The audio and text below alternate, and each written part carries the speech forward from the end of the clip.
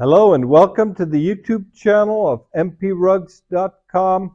Hope you and your family are doing well. In today's episode, I'm going to be featuring a rug that many of you have asked me about, whether it is on our YouTube channel or whether it is on our website at mprugs.com. This is a particular type of a handmade carpet that was extremely popular in the starting from the 1970s up until the 1990s, and they have been pretty much been discontinued for the last 10 or 15 years due to their lack of popularity, also because they tend to be inexpensive. And these are the Pakistani made Bukhara rugs that look like, oftentimes a lot of people who inherit these pieces, or they got them from their families who handed them down to them, they think that they may be silkish. They may think that these are valuable rugs. And these are the types of carpets that I've been getting so many questions about, that I made a couple of videos about the Bukhara rugs. And in this video, I'm going to showcase this piece right here, which actually took a bit of a challenge for me to find it, because this is exactly the type of Bukhara that my clients oftentimes email me about. Sometimes, as you can see in the pictures, the most common pieces are the reddish ones. Sometimes you can see here we have the beige one. But you will almost, in all cases, you have a wool carpet, you have what is known as the golds. These diamond-shaped fields right here in the rugs. This is very classic. Talk about it in a little bit, give you a little bit of background for those of you that have not seen the other video. But in this video, I'm going to be talking about the Pakistani Bukhara rugs. So if I have replied to some of your questions with the link to this video, then this is what it is that I basically pointing to you as my way of being able to not only answer your questions, but also give you a background. So if you emailed me in regards to a rug that you may have and you wanted me to give you a little bit of details about it, and I, in the reply, made a mentioning, basically suggested that you watch the video, this is why. This is probably the type of rug you have. So, but basically, to take a step back and to give you a little bit of a background, the Bukhara rugs, these are made, they're named after an old ancient city that was part of the Silk Road. It was one of the major trading centers in Asia along the Silk Route in the country that is now Uzbekistan.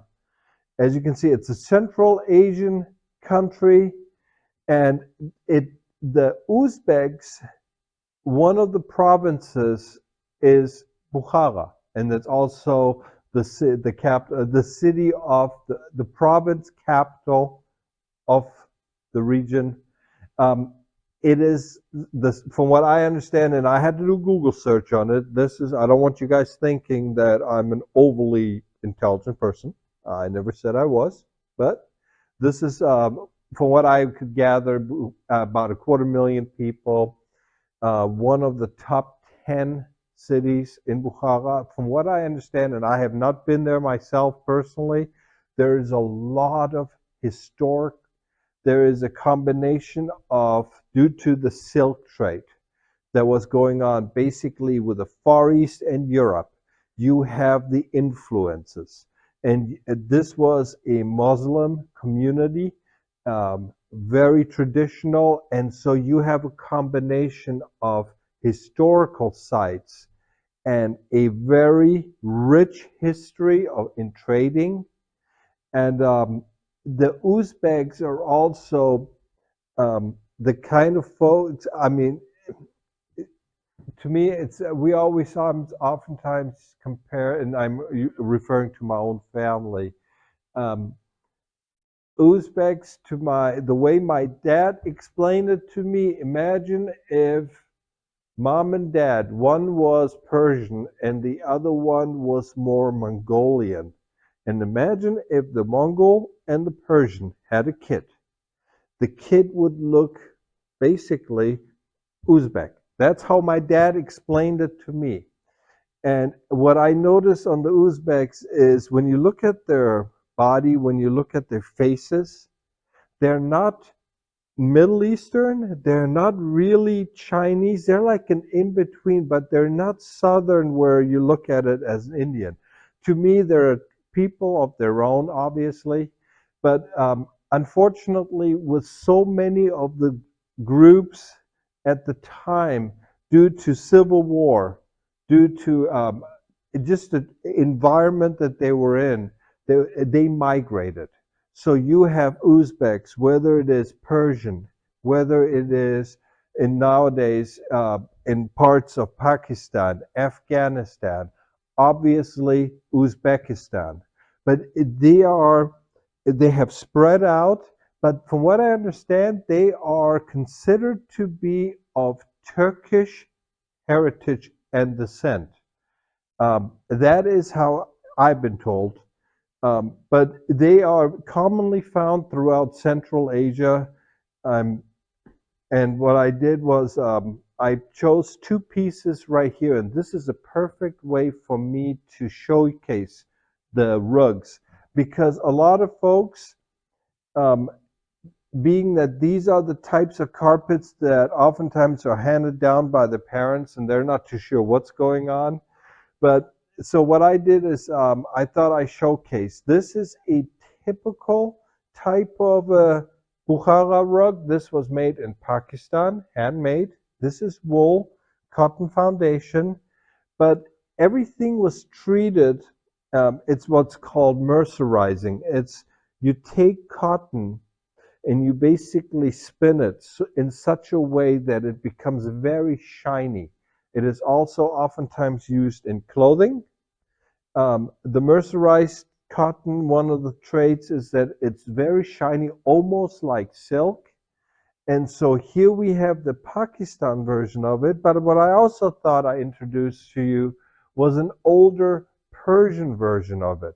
So here you have this is now made in Iran. This is an older piece. This is about 60, 70 years old. And I always tell the folks that one of the easiest ways of knowing the differences, the Pakistani, the less expensive ones, they tend to be shinier and they actually look more expensive. They look like there's silk in there, even though there is not. In terms of quality and durability, the older Persian ones, as well as the Afghan ones, they are oftentimes considered to be very desirable by collectors. These are also the types of rugs, and this is also where one of the differences comes in. Persian and Afghan Bukharas, they tend to be, and by that I also include the few pieces that are still made in Uzbekistan. So you have that basically non-Pakistan area. That's, I don't know how to put it.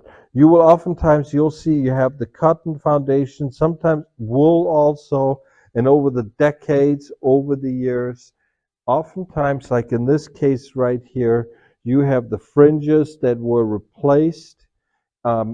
Very simple. Well, in this case right here, I'm sorry, they didn't replace the fringes. What they did was they removed some of the very end of the rugs and then they tied them together again to basically keep the rug from coming completely undone. But this is what you would typically see in the Persian, Afghan, Uzbek, what we call the genuine Bukharas. They're not shiny, very thin. These have rugs that have about 200, 300 knots per square inch.